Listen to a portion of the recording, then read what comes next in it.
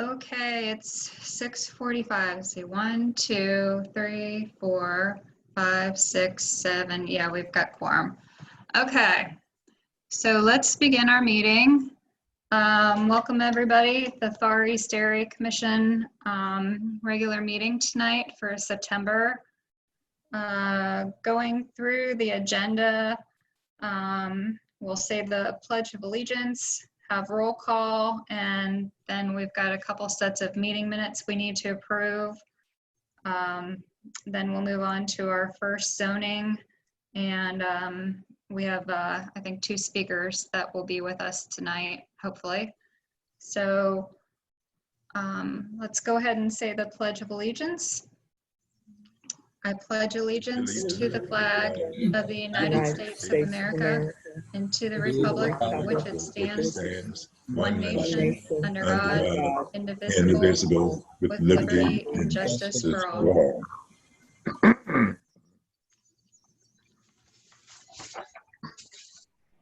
Okay, Jean, you want to take us through roll call? Okay, a roll call. Is everybody unmuted? Okay, thank you. Commissioner Chamberlain? Here. Commissioner Monahan? Here. Commissioner Johnson? Here. Commissioner Marshall? Here. Yours truly? Yes, I'm here. Commissioner Jones-Harris? She'll be a little late tonight. Okay.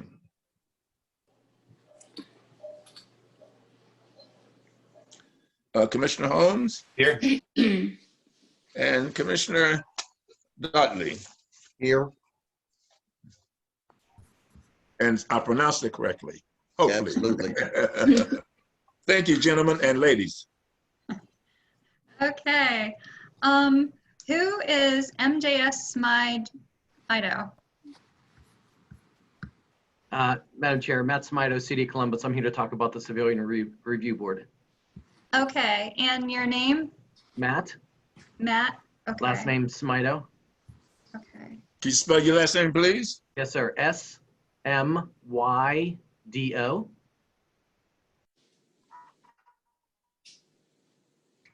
S-Y-M-D-O? Yes, sir. Thank you. Thank you, Welcome sir. to our meeting. Thank you. Okay, we have a couple sets of meeting minutes real quick to approve. I hope everybody has a copy of them. So how far back are we going? Are we going to July? If somebody can shake my memory.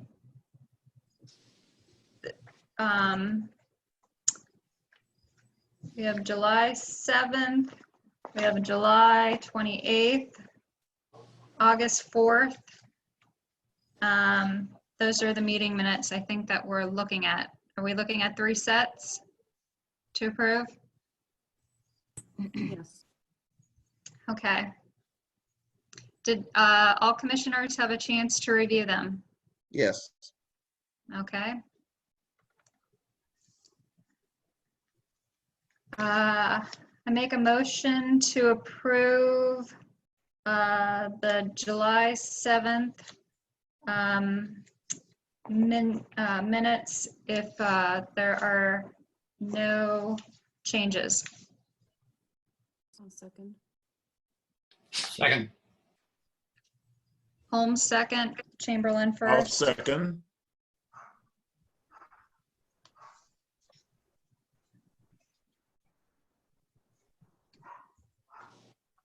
Should we do a roll call, Jean? You want to do a roll call or you want to do?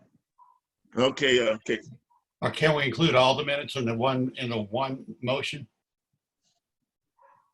That would save you a bunch of roll calls. Only if there are no changes to all of them. Are there any, does any commissioners have any changes to July 28th's meeting minutes? No. And are there any changes for August 4th? No. Okay, Then Okay, I since there are no will amend changes, my motion to approve the July 7th meeting minutes, the July 28th meeting minutes, and the August 4th meeting minutes. Can I have a second? I second it. We'll stick with Holmes again. Holmes second, Chamberlain first. I'm sorry. I made the first motion. Daryl Holmes made the second motion to approve the 3 sets of minutes. So if you want to run through roll call. Okay, so Holmes did it. Okay, I guess I was faded out then. Okay. Okay, let's put Holmes for second. Okay. I moved to another location so that I would not fade out anymore. Okay, a roll call for all 3 minutes, which the chair made a motion, which was second. All who approve will be yes. Those who disapprove will be no. Commissioner Chamberlain, Yes. Commissioner Monahan, Yes. Commissioner Johnson, Yes. Commissioner Marshall, Yes. yours truly, yes. Commissioner, okay, she's a bit late. Commissioner Holmes Yes. and Commissioner Dotley. Yes. Motion approved for all 3 sets. Okay. Thank you. Larry, do you want to bring us into the first zoning of the only zoning of the evening? Yeah, I'm going to start off with, on August 25th, I signed a demo application for Chick-fil-A at 2545 Market, East Broad, okay? Basically what they're doing, they're tearing down part of it to build into new. So they have to have a demo permit to tear down to build the new section of it. All right, so that was a no-brainer in there, okay? Do we have to Is prove that that? the same location? Pardon? Yeah, same location. Oh, okay. Do we have to prove that? Because just like over here off of Scarborough, when the Toyota dealer, all right, we're tearing down the front section to build a new section onto it, they had to have a demo permit to do that. Basically, Larry, explain how this works, that if we don't approve it quickly, it's automatically approved after a month, the demolition permits. Yeah. And basically what I'm asking, normally these things are just run of the mill, whatever else. I forget the one 2 years ago, I think it was Jennifer, when we had a demo permit, which was a fired, a burned house. And you went the day after we got the permit and saw a bulldozer sitting on top of what the house was. All right, so these contractors, they need to get in, they got to get moving fast, because this is the last thing that has come up, and all of a sudden the city's saying, gee, until you have the area commission sign off on it, you can't do anything. And and that's the reason why, for a number of years now, instead of going through a big routine and delaying it, I saw one for the Greater Southeast, in fact, where I don't know exactly what they're doing with it. It was on Hamilton Road, and I popped that back over to Lynne, as it was submitted to the wrong area commission. And but basically, like I said, demo permits, there are a couple of exceptions, but most generally, if they're tearing down a house because it's burned out, or in this case, it's nothing more than tearing down a part of it so they can build a new Chick-fil-A, front on it, then fine. If there's something that would come up, what you'll be looking for would be potential older buildings which might have an asbestos exposure, which requires asbestos abatement. The only time we came across that was on the clubhouse for the golf course over off of Bryce Road. But by the time that we got it for demolition of the building, the asbestos abatement had already been done. So, like I said, this Okay. is a no. Okay. So where do we, so where, the 6164 Roselawn, is The that next a, one, that's a variance? it's a variance request, and what it amounts to is that currently, what it amounts to is getting into here. I should have had this application emailed out to you guys. Okay. There's nothing there. It's just a new build. Well, there's a, Correct. All right. So what they're doing is, right now, current zoning is R1. And what they're doing, they want a variance to rebuild a residential building. One family. And garage. Yeah. With detached. what, detached. Larry, question, why do they need a variance since they're, because of the garage, is that moving from a very low density residential area to the next level, low density?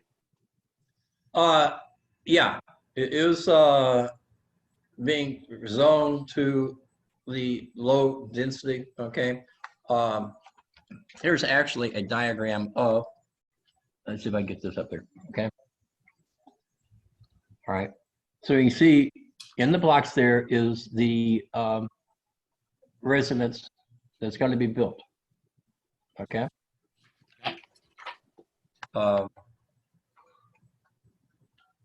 It's interesting because they've had this property for some time. All right.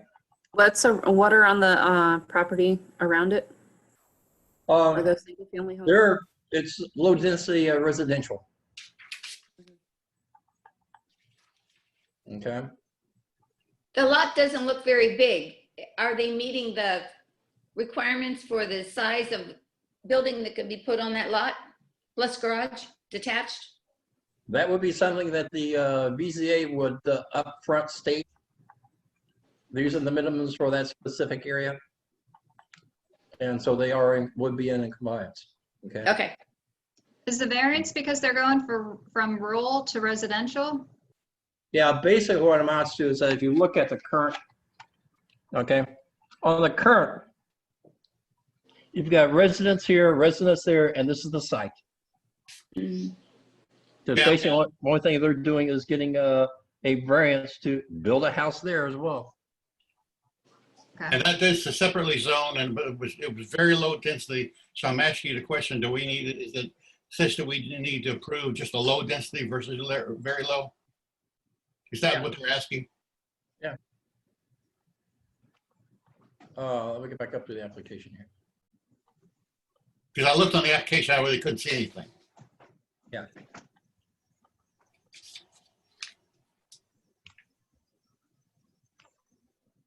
Which are times you sort of wonder why we get some of these things. Okay. What I read was there's to be a variance to permit a private garage when I read it.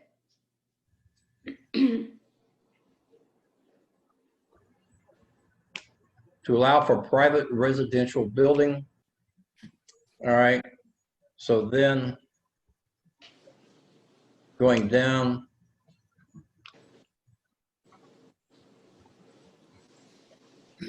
It's been a while since, okay.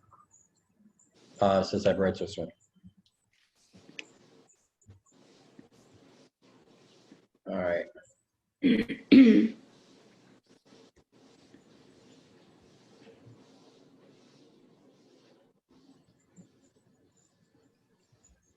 Larry? First phase is the garage, and the second phase sitting behind. Right. And then they're going to build a house in front. What are you going to say, The Daryl? difference between very low and low is very simple. And that is, let me just read it. Very low density classification includes single family homes and limited amount of multi-unit housing development. So I think you're asking to go to low density. Yeah. Versus very. If that's the case, that's what they're asking. Garage or not, it's the second unit. Well, It is basically like a single unit on that lot.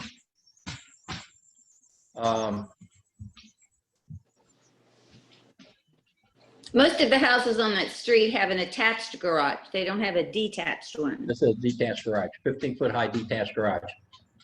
Yeah. And the basic reason for it is when you look at the site plan, okay? So you've got the house, and here's going to be the garage. And here is the drive going back to the garage. When you look at the width of the house is not going to allow for a garage. You can't have a two-car garage on the width of that house. Because the lot itself is too narrow. That makes sense. So are they putting the garage in the back? Right. The garage sits immediately behind, just like most of the houses over in the, our area over there, where you have like the bungalow with the detached garage sitting behind it on the same property. Okay. So the second building is the garage is, the detached garage is considered like a second building on the property in a sense, but Right. okay. With that in mind, I'd move to approve the variance. I second. Yeah, go ahead. Holmes first, Johnson second. Okay. We had a motion to approve, which was second, CV 20-076. Roll call vote, all who approve, yes. Disapprove will be a no. Commissioner Chamberlain, Yes. Commissioner Monahan, Yes. Commissioner Johnson, Yes. Commissioner Marshall.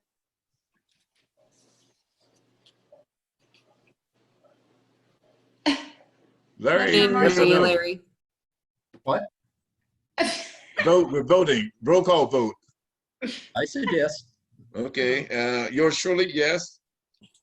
Frank is not here. Commissioner Holmes Yes. and Commissioner Dotley. Motion approved. Okay. Thank you, commissioners. Now we're on to our speakers. Jen, can you please unmute yourself? Hello there. Okay. Good evening. Yes, Jen's going to be speaking about the electric aggregation. Sure. Should I go ahead and jump in? Floor is yours. All right, wonderful. Well, thank you everyone for allowing us to crash your area commission. I know Matt is on as well to talk about another issue. I live in Clintonville personally, so I'll be talking to the Clintonville Area Commission, I think either tomorrow or the next day. So we're doing the Area Commission circuit among other groups, but I'm a part of the team working with the City of Columbus on the community choice aggregation. So show of hands, since it's a small group, how many people have heard of this or know what it is? Just out of curiosity. No, all right. Well, I'm starting from scratch here. So what community choice aggregation is the ability for a community to aggregate, pull together all of the residential homes as well as small businesses to help secure a more competitive rate of electricity. And in this case, with the City of Columbus, they have decided to go 100% renewable energy. So this is something that is in, we actually, Jennifer, I did send you a one-pager and a fact sheet. So if you wanted to send that to the commission members and other guests after this, the meeting, feel free to. On that, it does say there's 250 aggregations. There's actually over 400 electric aggregations in the state of Ohio and over 600 if you include natural gas. So similarly situated communities, Cincinnati, Cleveland, they've already done this. They're in Cincinnati. They also moved to 100% clean energy a couple of years ago, and now they're actually investing in their own utility scale solar development down there. And Cleveland did this many, many years ago. So this isn't new. It's not new even to Central Ohio. There's a lot of other communities who decided to go down this road. The deal is that you have to take it to the voters. And so the voters have to approve that they want to put aggregation on the ballot. This November 3rd, you will see it on the ballot as issue 1.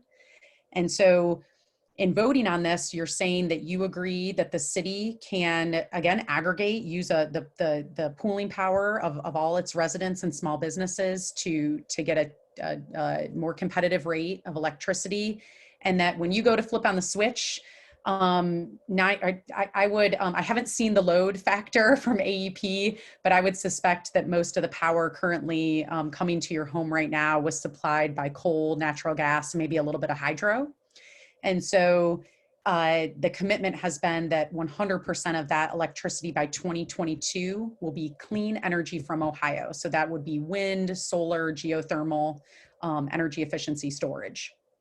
So the mayor had announced that he wanted to move forward on this earlier this year. City Council passed a resolution to put it on the ballot.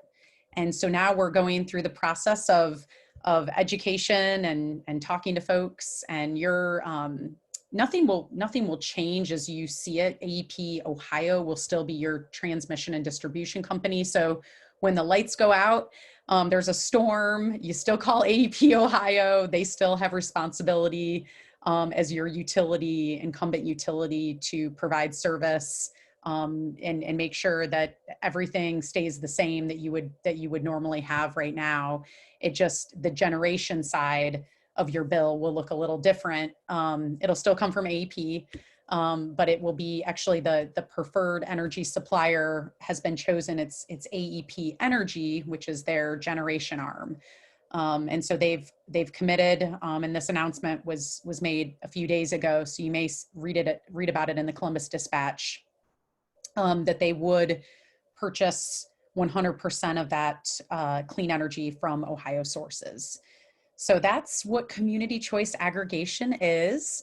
If you do not want to opt, so it's an opt-in program, meaning that it's an opt-out program, meaning that you are automatically opted in unless you opt out. So if you already have a supplier who you like, you stay with that supplier. If you decide that you at some point want to opt into the program, you can do that.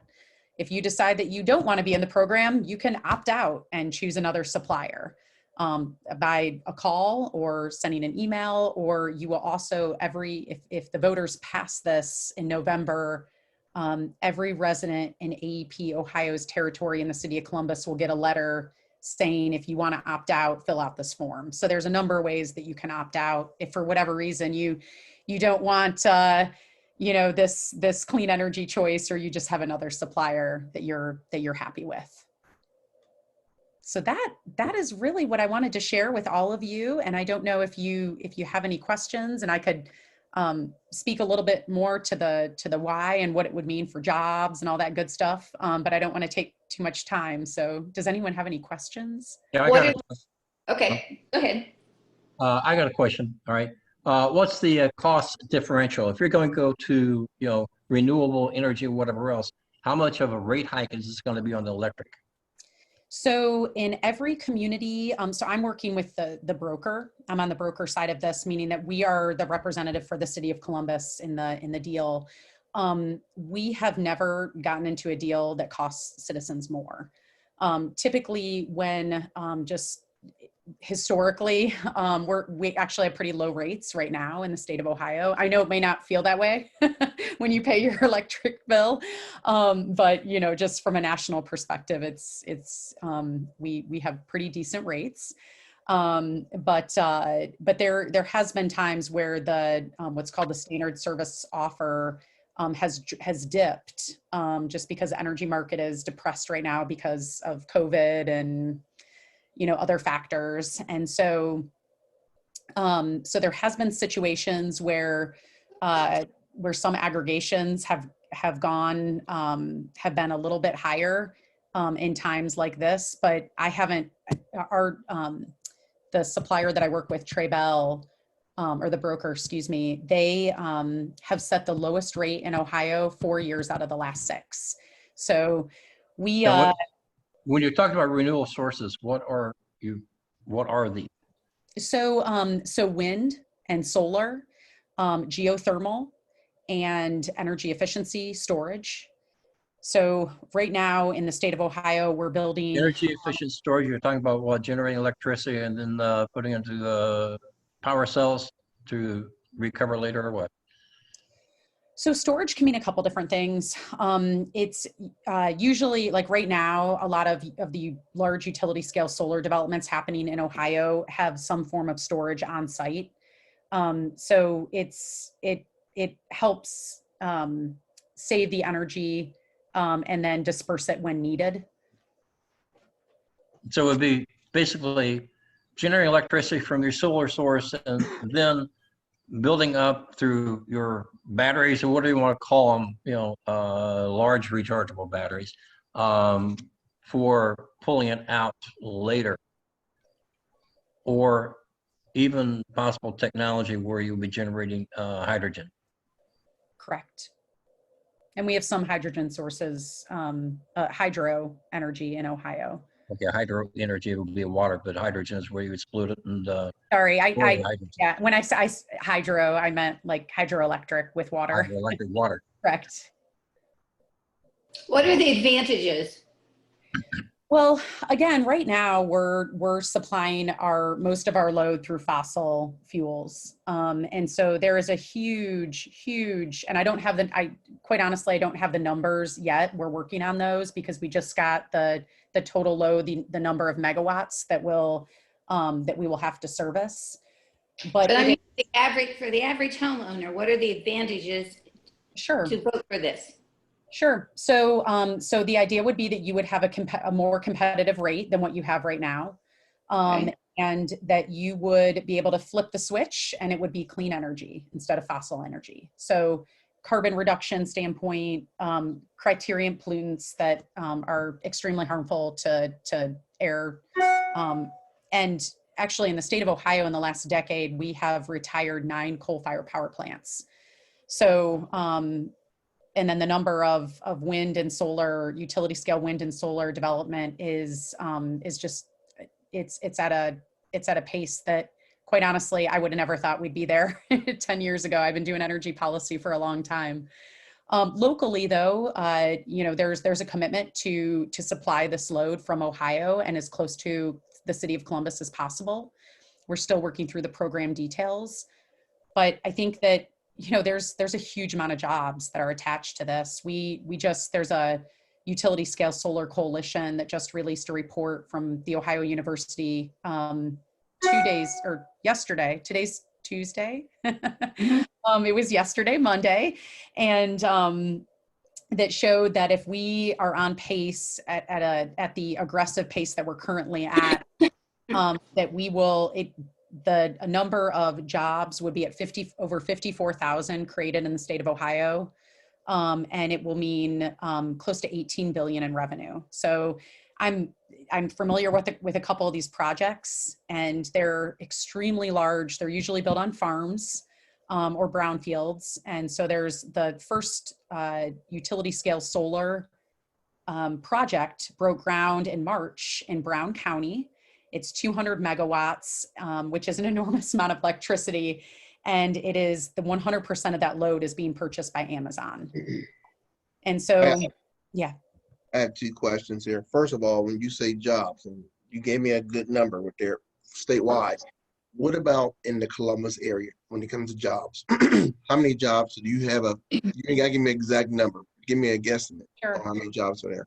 Sure. So what I'll tell you is on yesterday's, they did like a telepress conference with that utility scale solar report. The head of the international, his name is Steve Crum, and he's the international representative for IBEW in Ohio. He spoke to what this would mean for IBEW. So most of the jobs associated with a large wind or solar utility are in the trades. They're highly skilled. And so these are the type of jobs. I can't, and I know you're not asking for an exact number.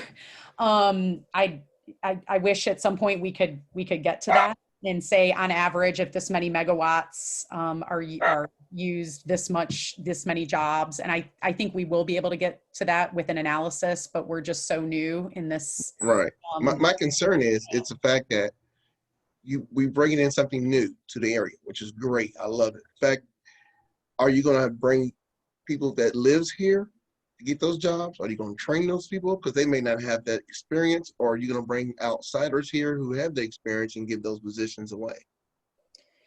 So how it works by law is that if you are a utility scale solar or wind developer in Ohio and you want to be taxed at a certain rate, you have to use 80% of your labor has to be Ohio. So years ago, the legislature, believe it or not, did something good. And they said, if you want a lower tax rate, and these communities are still doing very well, there's a significant amount of revenue in each one of these projects, and they're also for the life of the project, which is usually about 30 to 40 years. Mm-hmm. In order to get that special tax rate, you have to hire 80% of workers from Ohio, and they are all doing it. There's not one company that's not going to do it because the differential in that tax rate is too great. They wouldn't do it without. As a matter of fact, the Brown County project that I mentioned earlier, they were advertising all over the state for that. So, and there were a couple of cool stories of a couple of guys who had lost their job, and were looking for work. They read about it in the paper. They came to the event, to the groundbreaking event. And a couple of those guys are right now, I mean, it's literally under construction as we speak. Maybe not right now, but it'll take the next few months. So it's significant. There's a couple of projects in Licking County. There's a couple of projects in Champaign County. Again, most of these are going to be built in where there's a lot of land. Right. Where are the projects in Licking County? There's one it's in the northwest corner. That's the one that I'm familiar with. There's a few other ones. There's actually a couple in Champaign County. There's one in Pickaway County. There's a few in Preble. And Jennifer, you know what I will do? I will send you, all of you, a map. And I don't know if I can share my screen or not, or else I could probably pull up a map, but it might just be easier. Do all of you have each other's contact for the most part? No. Okay. Yes. So I sent off the information you already sent me to everybody tonight. Great. I also have a map of the number of projects that are being developed right now. So there's 3 that are actively under construction, and then there's 18 plus more that are currently being developed. It takes about a 3 to 5 year process. You have to lock in the land, usually by farmers and large landowners, and then the interconnection process. And then all of these companies have to go through what's called the Ohio Power Siting Board at the Public Utilities Commission. And they have to do historical surveys, archaeological, wetland, a number of studies on solar capacity or wind capacity if you're a wind developer. So it's a pretty heavy, like the same process. If you wanted to build a coal-fired power plant, they have to go through to build a wind or a solar farm. So it's just, which is good for the community, because we can go back to the community and they know that all the studies and the site development was done correctly. But I'll send you all a map so you can kind of see what's going on out there in terms of where these projects are being developed that could potentially feed into the Columbus aggregation. One question, just out of curiosity. These are all independent companies that are doing this, correct? Are they somehow linked with an Ohio agency? So there is, as far as solar, there is a coalition, an organization that was formed called the Utility Scale Solar Energy Coalition of Ohio, and there are 17 companies that are part of that. Actually, one of the women who spoke on the call yesterday her name is Becky Campbell. She's from First Solar, which is out of Perrysburg, Ohio. They manufacture, do all their research and development, and they're employing.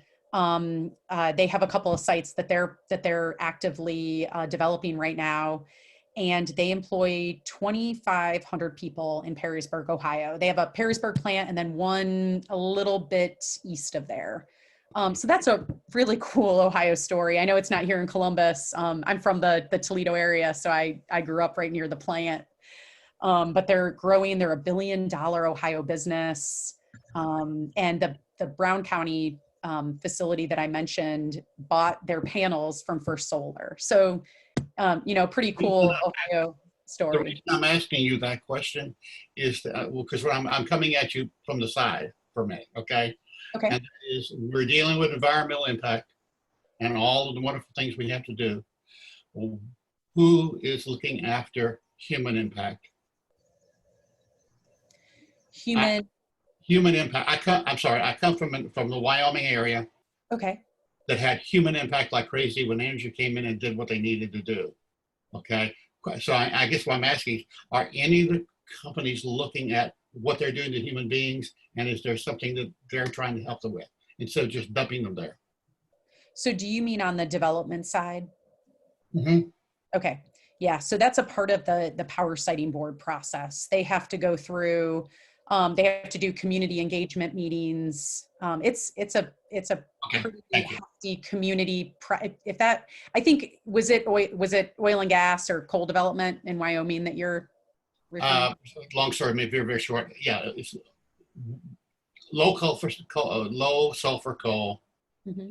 and PP&E, among others, walked into community and said, we're doing this, you have no option because we've already bought the land, sorry.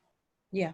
So that really created a lot of impact. So that's why I'm asking the question. Yeah. I did it once, I hope no one else has to. Yeah, I'll tell you this, communities have a lot to say. There's a couple wind projects that have walked because they didn't have the support from the local community. So the 3 to 5 year process, there's companies that will spend hundreds of thousands of dollars on doing all the site development and landowner engagement and the studies, and then have to walk because they just don't have the support from the community.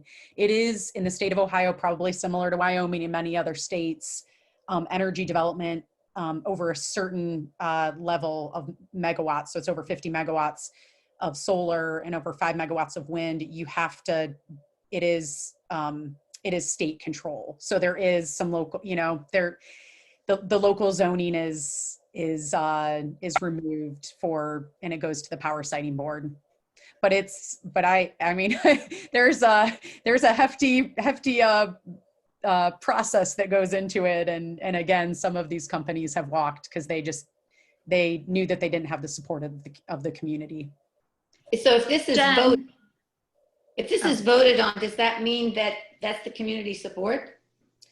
Do they take that as the indication? Absolutely. It would have to pass by, 50.1, whatever, to over 50%. And if it does, then the city will move forward and then enter into this, and then start, it would actually be AEP Energy, who would then start going out and procuring that energy. But the community wouldn't have any say at that time. So each individual will have a say because you can always opt out. So if you decide that you don't want to receive or be a part of the aggregation program, again, there will be a number that you can call, or you can go online or fill out the form that comes to your home. So everyone will have the opportunity to opt out. Okay, thank you. And I sent the email from Jen to all the commissioners. If anyone has any further questions, they would have your email address. Great. And if any of our guests on tonight, if you have any questions, if you contact me, I could send you Jen Lynch's email address, and she can answer any questions if that's okay. So we Absolutely. can move on to our next speaker. Thank you for the opportunity. Appreciate it. Thank you very much. We appreciate it. Okay, Matt. Thank you, Chair Chamberlain, Vice Chair Moynihan, members of the Forest Area Commission. My name is Matt Smino. I am a former colleague, actually, of Jen Lynch, so it's nice to see her again. But I'm the Education Director for the City of Columbus. And I'd like to thank you for the opportunity to talk to you tonight about the proposed charter amendment that creates a civilian review board for the City of Columbus. This November, voters in Columbus will have the opportunity to amend the city's constitution, which is our charter, to establish a civilian police review board and to create an inspector general for the Columbus Division of Police. This charter amendment will allow Columbus voters to communicate their desire for change in our community by establishing the framework for a civilian review board. This new board will have the authority and responsibility to conduct independent investigations into allegations of police misconduct, to subpoena witnesses and evidence, and to recommend disciplinary action. And importantly, the board and the IG, the Inspector General, will be fully staffed and funded. While the charter amendment provides the foundation for the Civilian Review Board, a work group seated by the mayor and city council and already meeting will make recommendations on additional powers and the form and function of the Civilian Review Board. This work group, diverse and representative of Columbus, will help ensure that these recommendations are implemented with the full support of Columbus residents. They will address issues such as how the board members are appointed, the length of their terms, the duties and roles of both the board and the Inspector General, department staff, investigators, and their annual budget. This work group met for the third time just this evening. They heard from national experts on review board models across the country, including those in our largest and peer cities.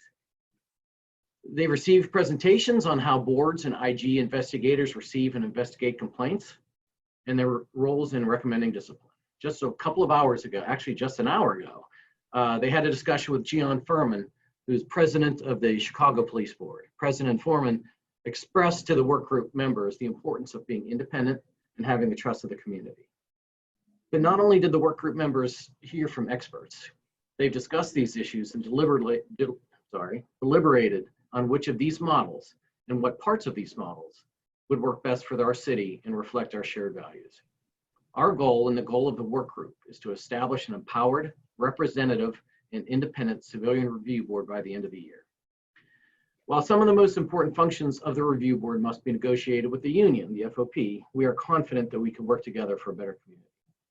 Thank you very much for the opportunity to present this information, and I look forward to discussing anything or answering any questions you may have. I'm a little concerned because I'm not exactly sure that I really want to model anything after the city of Chicago. What qualifications are any of these civilians going to have in which they are going to be able to speak on the behavior, the training, or anything else pertaining to law enforcement? Chair to Vice Chair, thank you very much. The models are different across the country. We are the only, of the largest 17 cities in the country, we're obviously number 14. We are the only city who does not have a civilian police review board. Every model. Recently, we were also hailed as having one of the best police departments in the nation. Sure. And I still think we do, Vice Chair. But there's nothing certainly wrong with having some civilian oversight of the actions of our police officers. And I mentioned the different models that there are in across the country. Most of these civilian review boards, the board members are professionals. There's a lot of attorneys. There's a lot of former police officers. There's a lot of former FBI agents, federal officers, things like that. And also the ones that do not have a lot of community experience. There's a lot of faith leaders. There's a lot of leaders of community organizations.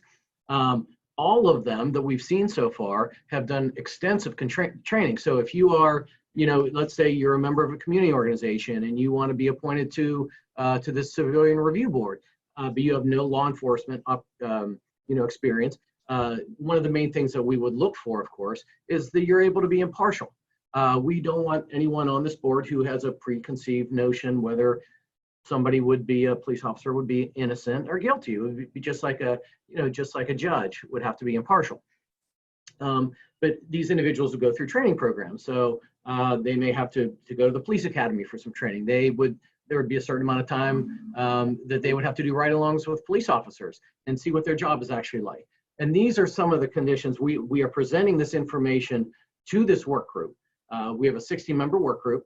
And as I mentioned, they met for the 3rd time tonight. We're presenting this information and giving them options, telling them how other communities work, and having them say, okay, so what's the best thing for Columbus to have? What do we need here in Columbus to make the best decisions, be independent, and represent our community? You mentioned, all right, fine. Columbus is one of the few cities that doesn't have one. Name these other cities that do, the other large cities. Sure. You're talking about Chicago. Sure. You're talking about New- Portland. You're talking about Seattle. You're talking about San Detroit. Francisco, Pittsburgh. Who are you talking about? New York, Los Angeles, Chicago, Houston, Phoenix, Philadelphia, San Antonio, San Diego, Dallas, San Jose, Austin, Jacksonville, Fort Worth, Charlotte. And of which about half of you mentioned have had demonstrations and riots in their streets. Oh, Chair to Vice Chair, absolutely. I don't think that has anything to do with the Civilian Review Board. Well, it means that there's something broken, and to use them as a model doesn't seem right. I got another question for you. You're establishing a civilian review board for the police department, but what is doing more damage to the kids of Columbus are the school system. Why don't you form a civilian review board for the educational system and the teachers, so you can weed out the bad ones? Because we have a lot more bad teachers out there than we do in the Columbus Police Force, a bad policeman. Madam Chair, Mr. Marshall, I disagree with you. I'm the Director of Education for the City of Columbus. We have some wonderful, incredible teachers in My this ex-wife system. was a teacher, and she was an incredible teacher as well. I'm sure she was. I'm very sure But she when was. a teacher gets tenure and they're ineffective, and you have kids which are graduating which can't even read, and what we're doing, we're passing the kid just because, gee, we have to meet our numbers. Okay, I want to make sure that we get back on track a little bit Yes. in regards to the Thank Civilian you. Review Board for the police department. It's comforting to know that individuals will be required to go through some form of training.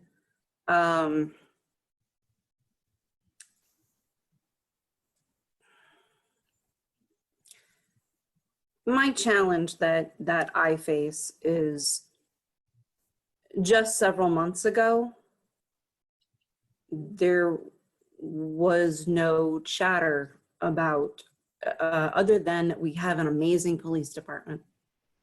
And then, you know, a series of events took off, and all of a sudden, all throughout our nation, it seems to be that everyone's solution is civilian review board. If it was something that was that important, why wasn't it something that was worked on when everyone thought that we had an amazing police department?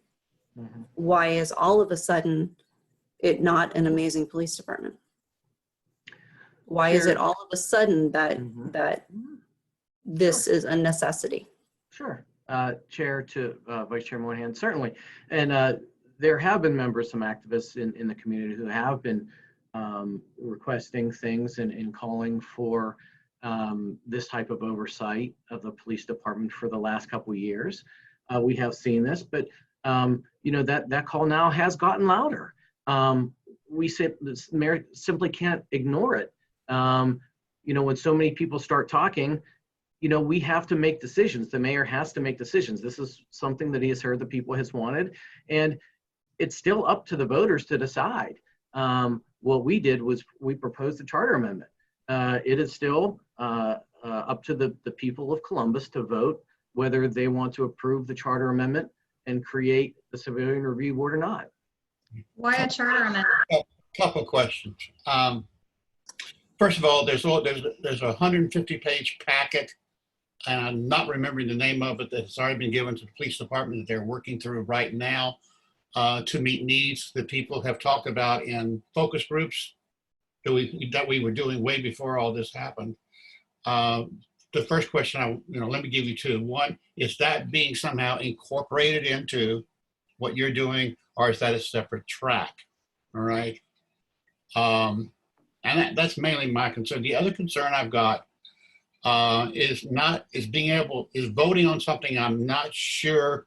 It's almost like a pig in a poke. You agree with me, you approve it, and then we'll implement it with people we want. That's all I'm saying. The philosophy really it's not being laid out yet. To the chair, to Mr. Holmes, I'm not sure I follow. But yes, the charter amendment does just create a framework of what this civilian review board will be. The work group itself, which is, again, we've made it Representative Columbus, will add some more substance to the roles and the duties of this board. As an example, one thing that the charter amendment did not do was to explain how the members will be appointed. Whether the mayor appoints these individuals, whether city council does, because we specifically did not include that in charter because we wanted the community, this work group of community members, to have a say in how these members are appointed.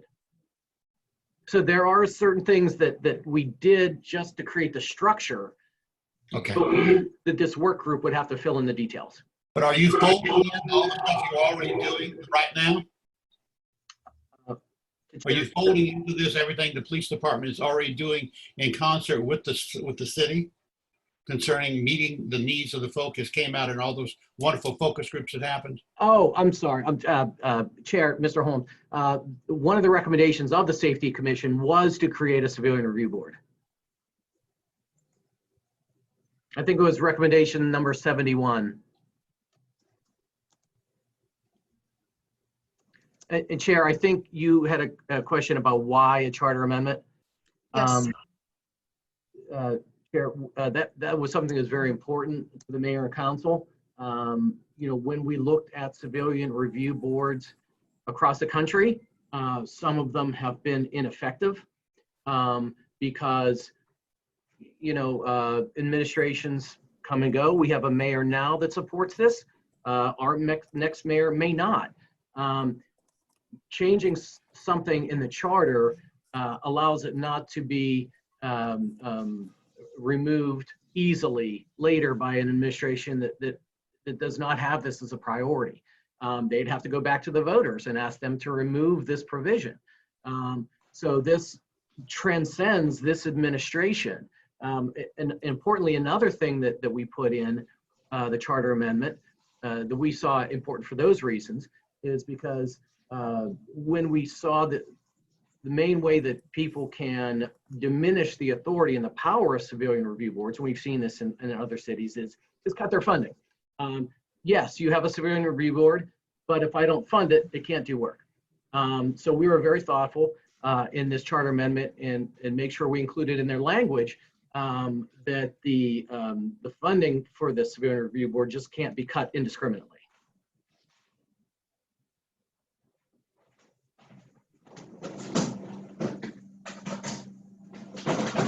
Are there any other questions? Will all of, how much will of that will be explained on the ballot? Through the chair to Ms. Johnson, the language itself, the ballot language itself has not been written yet. However, there is a summary that was attached to the ordinance that City Council passed that will also be a part of the ballot initiative. And I can have that. I can find it, and I could read it to you if you like. And it is basically a summary of what the charter amendment does. Let me find it real quick. I apologize. Well, I was just concerned when people go to vote, what they're actually going to read and what information it's going to give them. Sure. I can, sorry, I could find it. Oh, here it is. It's and Madam Chair, I could read it real quick if that would be appropriate. Can you repeat that, please? I could read the summary real quick if that would be, if you would accept that, if you would allow that. And this is the summary of what the charter amendment does that will be included in the ballot language when people go to vote for it. Okay. Oh, May I read it? It's just a paragraph. yes, you can. Okay, thank you. The Civilian Police Review Board and Department of Inspector General for the Division of Police. The proposed charter amendment asks the electors to create a civilian review board. Board members will be chosen to reflect the diversity of the city of Columbus. The board, independent of the Division of Police and led and staffed by civilians, will have the authority to receive and cause the investigation of complaints of officer misconduct. The board will have the power, with some exceptions based on state law, federal law, and labor laws, to subpoena testimony and evidence during the course of an investigation. The board will also have the authority to initiate complaints and recommend resolutions to complaints and investigations, including discipline. The charter amendment requires the Division of Police to provide the board records requested by the board in the course of an investigation with certain exceptions. Sufficient, consistent, and annual funding for the board and their operations, including personnel, is included in the charter amendment, as well as a prohibition against the reduction of the board's budget that is disproportionate in scale to other budgetary reductions. If any budget cuts are made to the board, then specific cause must be provided. The board will develop rules to govern their work and will develop a procedure for how complaints are reviewed. The charter amendment also creates the independent Department of the Inspector General for the Division of Police. The Civilian Police Review Board will reside within this department, and the Inspector General will both be appointed and governed by the board.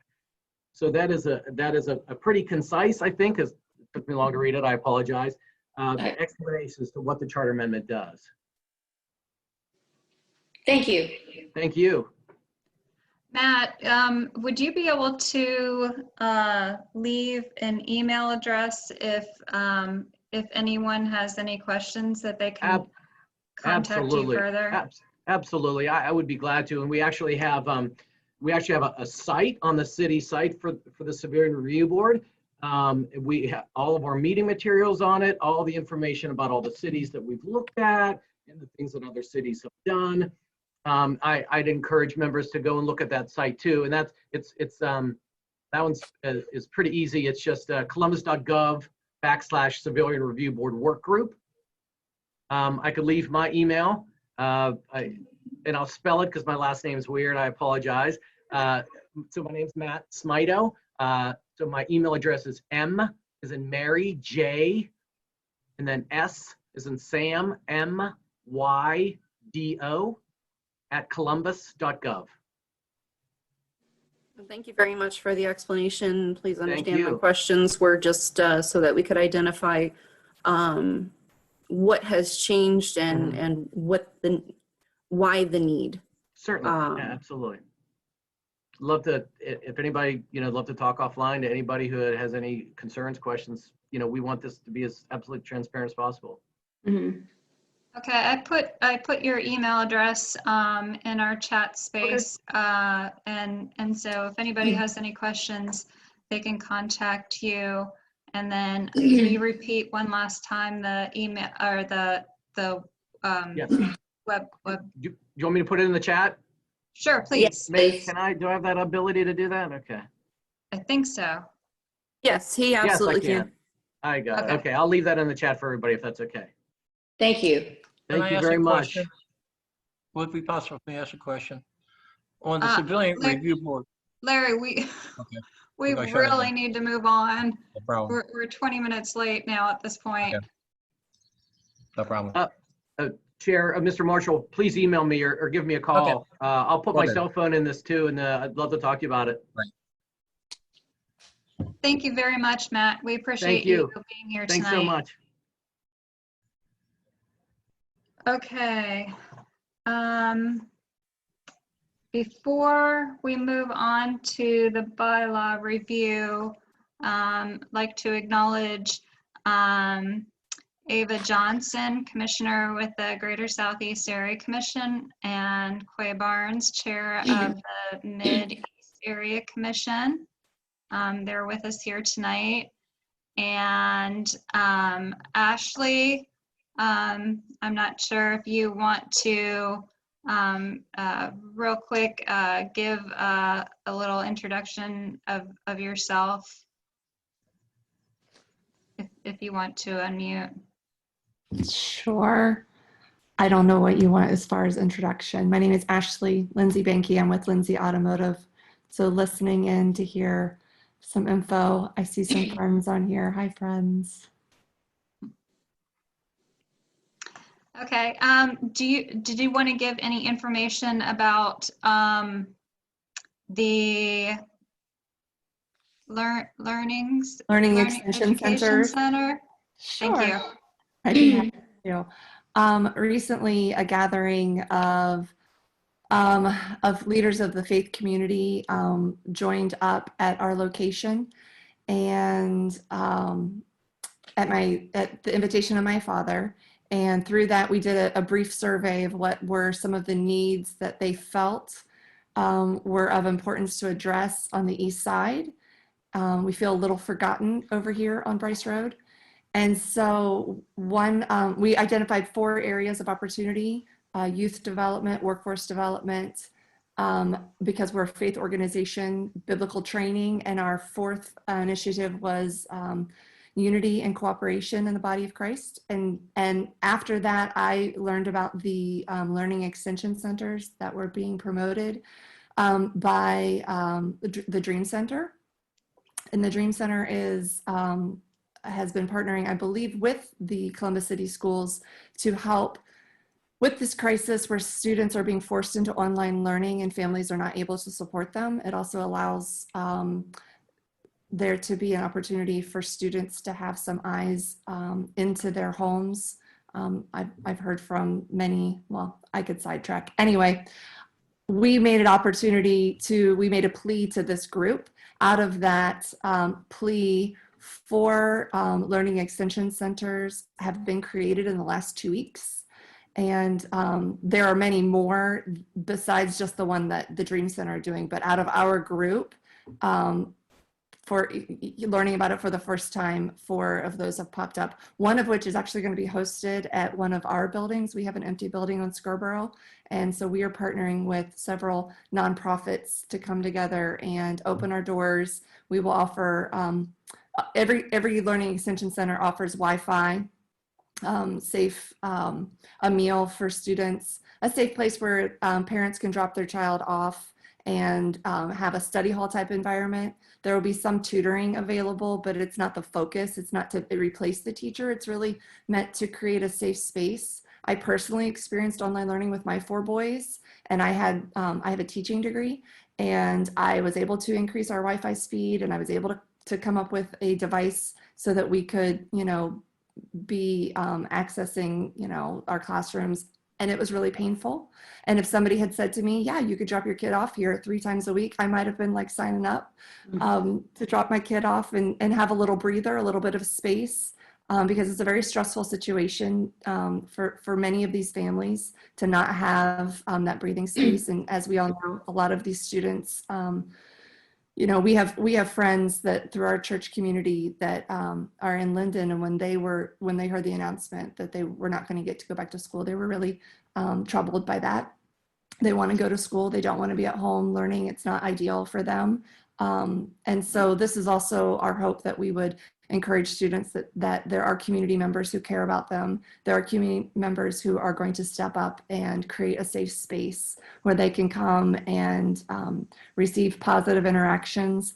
There are a lot of protocols that we're going to follow to make sure that we are COVID safe and not creating a dangerous environment for them. But our volunteers are not afraid to go into the fray and to go into the fire. And so, yeah, thank you for giving me a chance. If anybody wants to hear more about it, I would love to share more. We're pretty excited about this.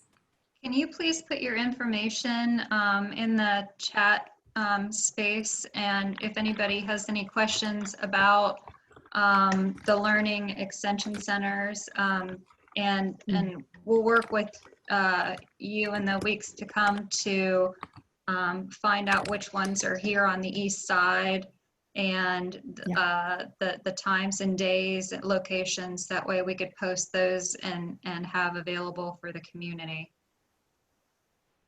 That would be fantastic. One of the concerns right now is, how are people going to know what we're doing? And so we have talked about just going door to door, the little Chantry apartments and Independence Village. Those are 2 areas that are our immediate neighbors and just handing out a flyer. But yes, if we could communicate through your newsletter, that would be fantastic, and through your networks, that would be awesome. Are you on the Tucson community page on Facebook? I am not. Okay. No.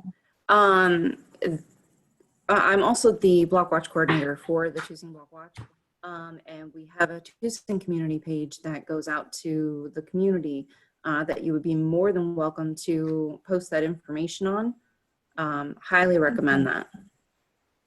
I need to get a summary. I'm actually compiling that right now. Like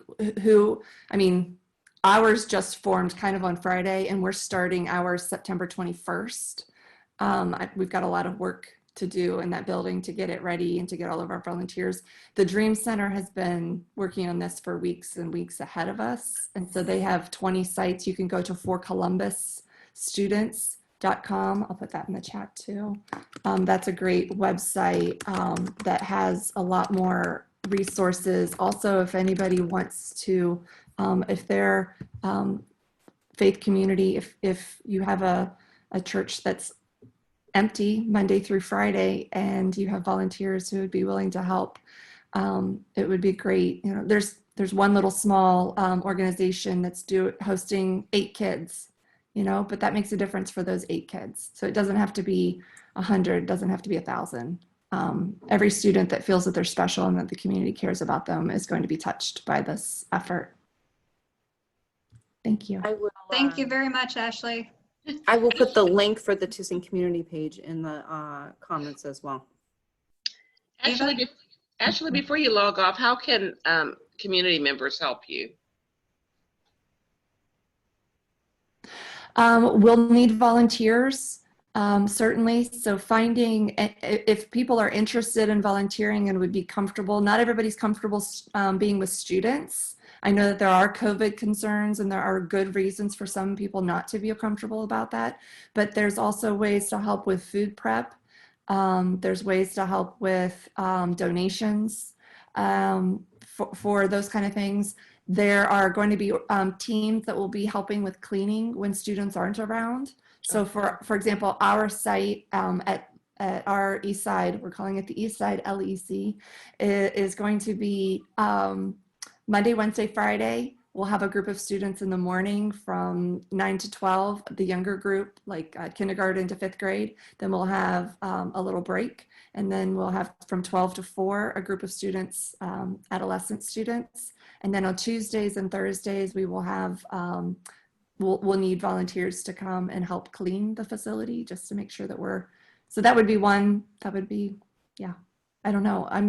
My head has been spinning. I literally didn't know about this 2.5 weeks ago. So my head has been spinning as I'm learning and just trying to provide information to folks that are boots on the ground.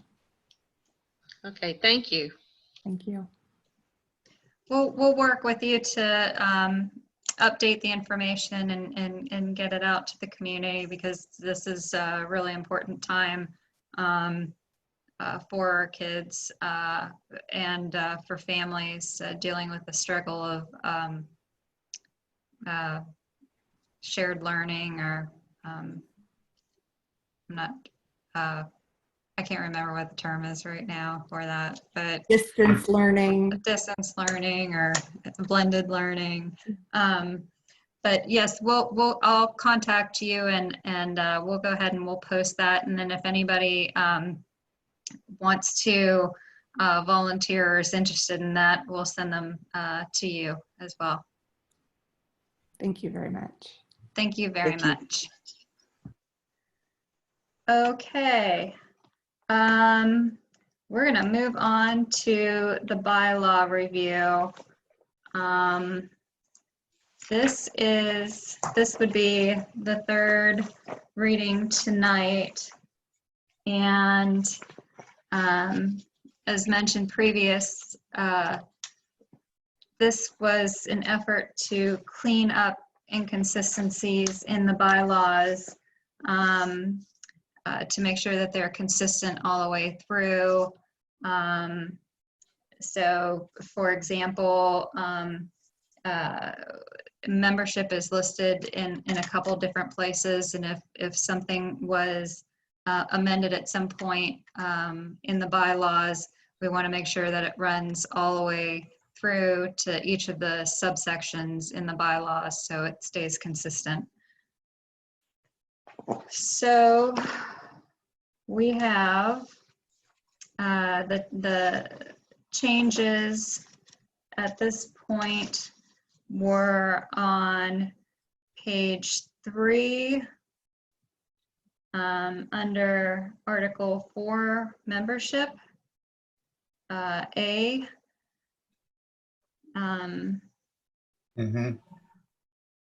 Okay. 8 elected commissioners shall be selected from the Far East area. The 8 commissioners shall be selected in accordance with the selection rules adopted by the Far East Area Commission. Under section B, the 3 individuals now nominated by the commission for at-large commissioners may be from, but not limited to, the following: 1 official from Far East City Schools, 1 representative of the Far East clergy, and 1 from a Far East area business or nonprofit. C would be the commission must maintain 2/3 of the members to be residents of the Far East boundaries.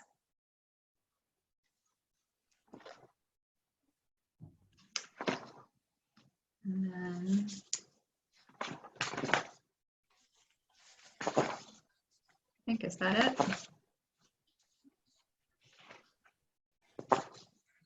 I believe that was it.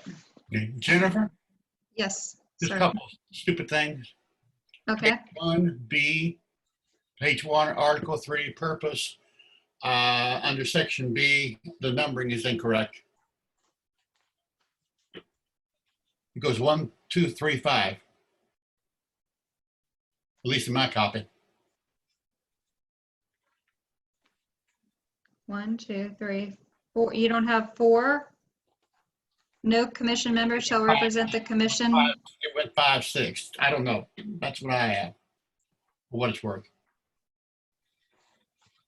If it's not there, that's fine. I just was pointing that out. Okay, I have a number 4. It says no commission member shall represent the commission in its official actions before any other public body or official except as specifically authorized in writing by the commission. And it goes on for another sentence. Cool. Only other thing, I gotta find it. Hold on. Okay, page 5. Under Article 6 meeting, number 7. This is what I have. The order of business can be determined by the chair. Oh, should be the order of business. Thank you. I missed that. Could be Freudian too. I don't know. Okay. The only thing only other thing I need to ask, was going to ask you is we're talking about in Article 7 on the committees and everything. It says the number of non-members on any committee shall not exceed the number of commissions members appointed. Do we need there, as well as on down, another statement that says like only a commissioner can chair the committee?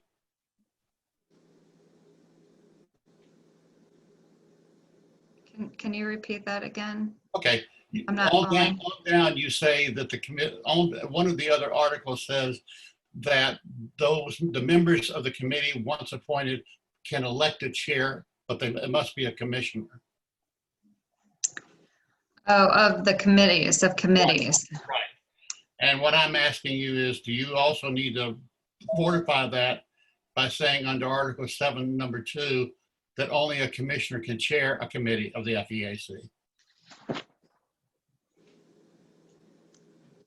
I don't know, but you know what, I would suggest, my suggestion would be for now to finish voting out tonight, since this is the 3rd reading of the ones that we've addressed in here, just to deal with the inconsistencies. And then we talked last time about the formation of a bylaw committee, and we had a couple commissioners interested in that. If that is the case, I think that that is something that needs to be discussed in there, the pros and cons of that, as well with going over the numerous suggestions from the city of Columbus under 3109. So if it's okay, what we would need to do is have someone from the group here take lead the committee for bylaws, and have a meeting and give that meeting date to Lynn's. That way she can put it in the legislar, and so it's made public in the bulletin, and discuss those in that committee. So do I have a volunteer for somebody to head the bylaw committee? I think I stupidly opened my mouth. Sure, why not? Well, you did open your mouth. Okay. Are there any members here tonight who want to be on the bylaw committee with Daryl? Please speak up. Sure, I'll be. I'm on it. We had two of us join Daryl at the last meeting. What did Brandon say he wanted to join us, Daryl? I know we had believe at he least did. 3 people. I did mention At least we interest at the got last more meeting. as we go. Okay, so Brandon, you want to be on it? Yeah, I had given I forgot the gentleman's name, but I had given him my phone number. I hadn't ever received a call though. Okay, well, we didn't actually, I'm sorry, that was my fault. We didn't actually establish somebody as heading the committee, which would have helped have it progress Okay, no to worries. a No big- meeting. So tonight, that was an intention, was to make sure that we do have somebody to lead that committee. So Brandon, Jean, Keith. Got it. Okay. And contact me about that, because by default I have to be on all of them. So Now Jen, you said Brandon, Gene, Keith. You mean Brandon, Daryl, Gene, and Keith? So it's 4 of us yes. plus you. Okay, got it. If we want to put up with her. Brandon, I apologize. What is your last name?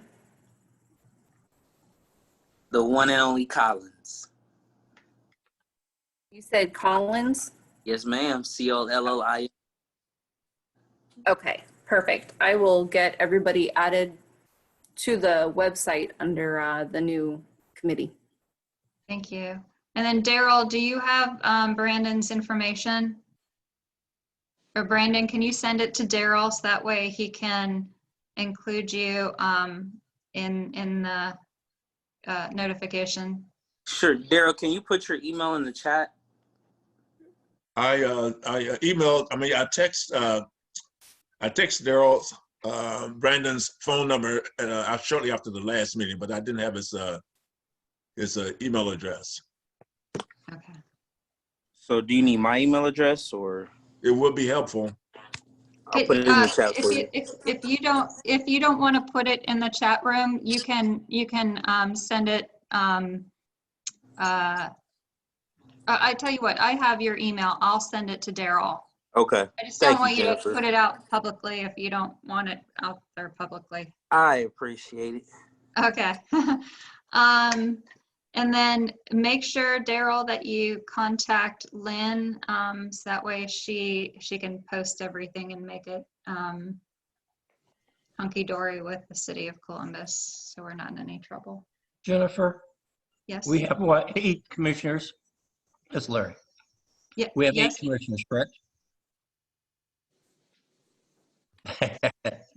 Total. Yes, we active. do. Yes, Eight we have tonight. 8. Yes. Yeah, we have Right. 8 on tonight. Yes. All right, so Everyone's basically what it here. amounts to is this, all right? Brandon is not a commissioner, all right? And you do have 4 commissioners on that committee, so it's not a quorum.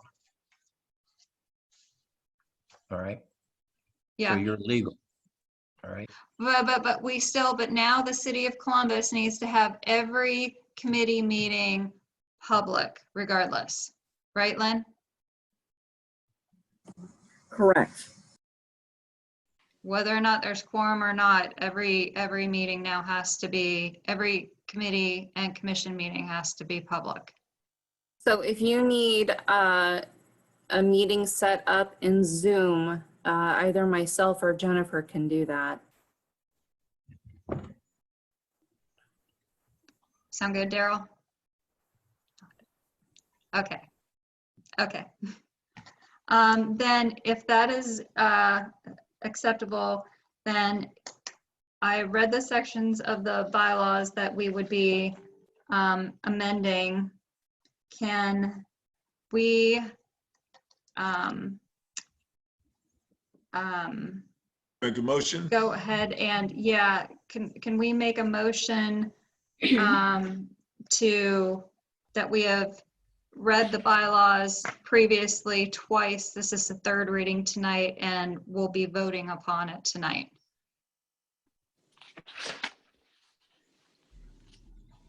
I make the motion. Does somebody want a second? Second. I'll second. Okay. Let me go back to. Okay, so And then I'll, Chamberlain first, Tyree second. Kyrie second.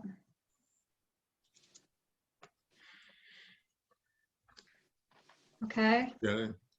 and roll call. Okay, we had a motion which was second that the amendments to the bylaws be made, accepted as read. Those who approve, yes. Disapprove, no. Commissioner Chamberlain, Yes. Commissioner Monahan, Yes. Commissioner Johnson, Yes. Commissioner Marshall, Yes. yours truly, yes. Commissioner Jones Harris, Yes. Commissioner Holmes,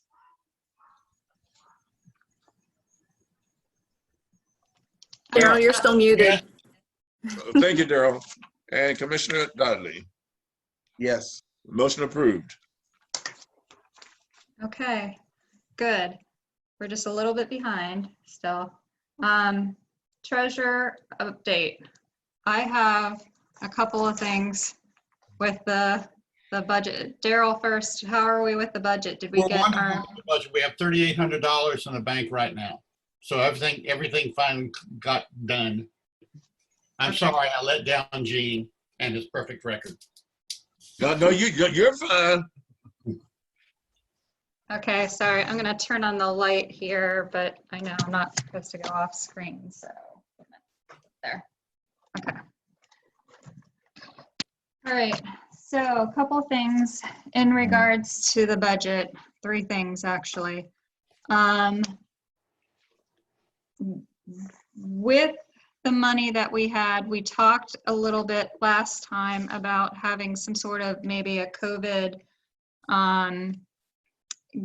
giveaway or an event that we could give supplies to the community.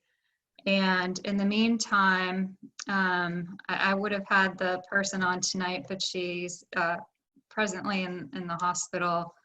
But CC Harris, Oh, wow.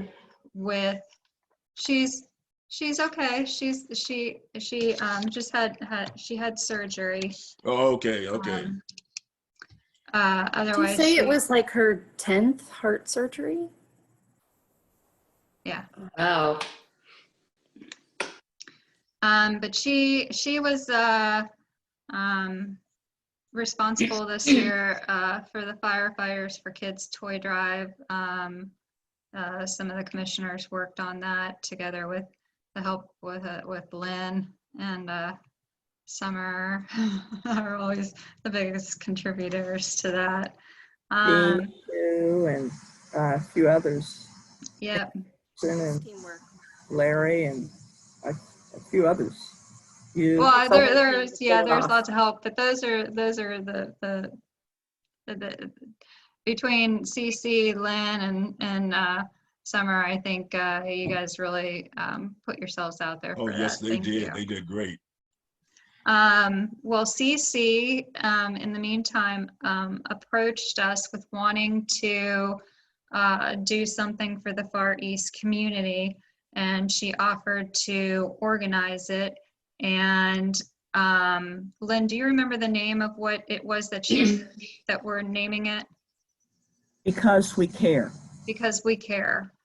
And this would be on September, I want to say 12th. Mm-hmm. Yes, September 12th. And it's going to be from 11 to 1, 2 hours long.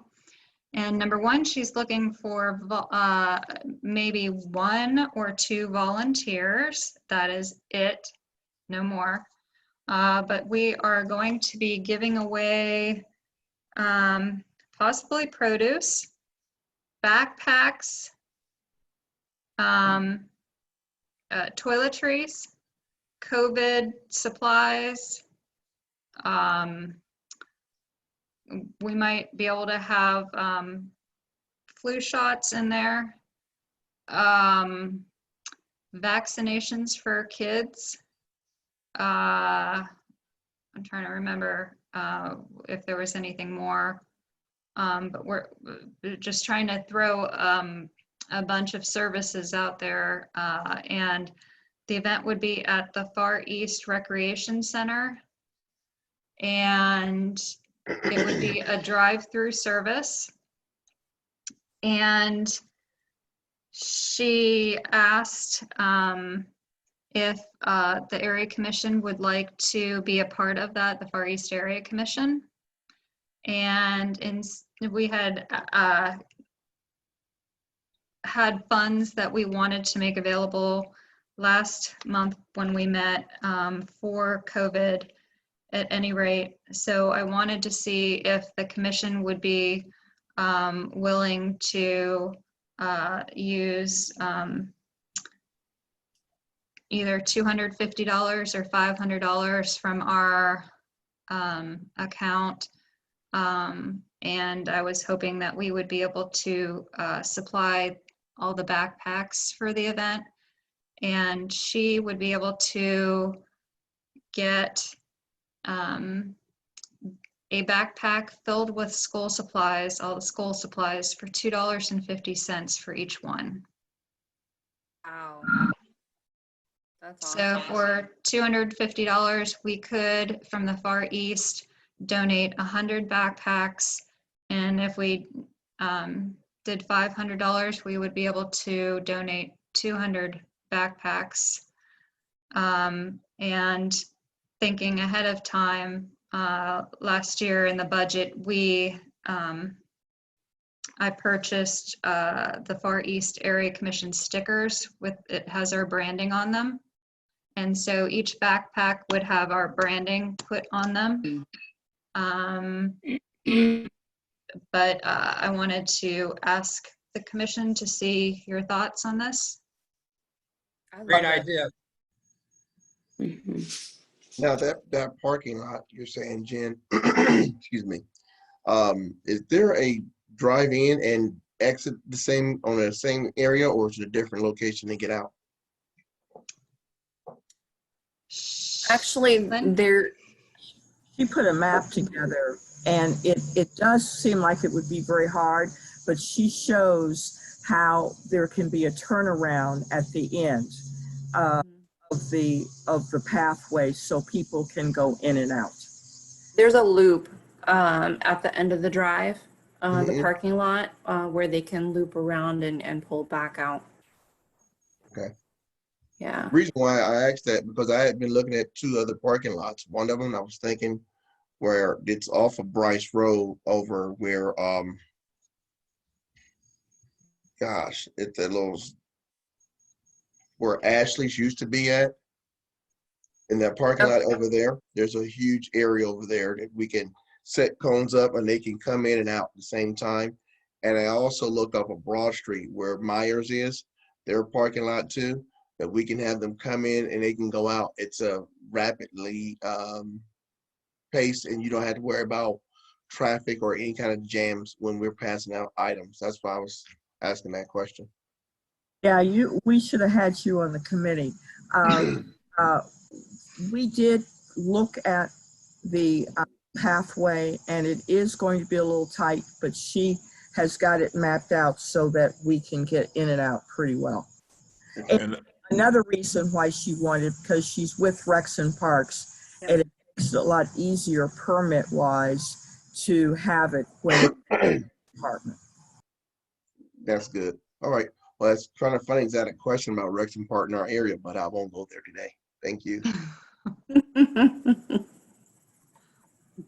So I wanted to see what your thoughts would be for that. If as a commission, if you wanted to go 250 or if you wanted to go 500. What do we have available? I like to see 500. We have a lot of money this year. I like Are to you see looking at 500. 200 backpacks? I like Larry, 500. Yeah.